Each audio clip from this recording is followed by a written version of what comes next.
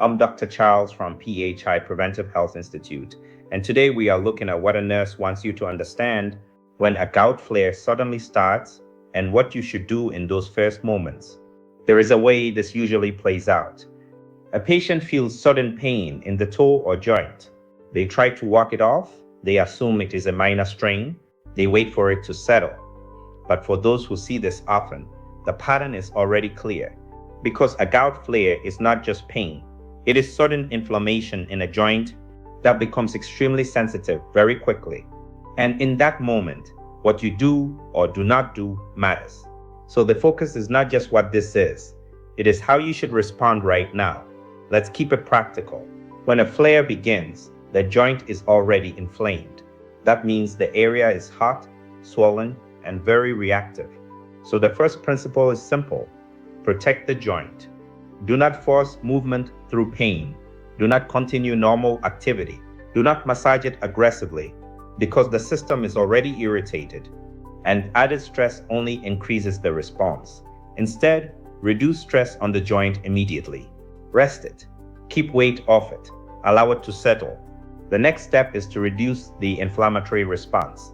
Cold application helps calm swelling and reduce pain sensitivity. Elevation helps reduce fluid buildup around the joint. Hydration also plays a role, as it supports the body's ability to manage uric acid in the background.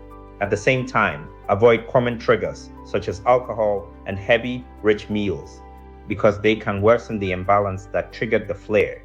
Now, here is what healthcare professionals pay close attention to. Not just the pain itself, but how the body responds to these measures.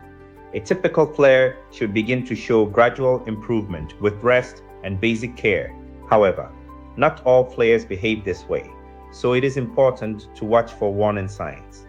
Pain that continues to worsen instead of settling, swelling that spreads beyond the initial joint, fever or a general feeling of being unwell, more than one joint becoming involved, or a first episode that feels unusually severe.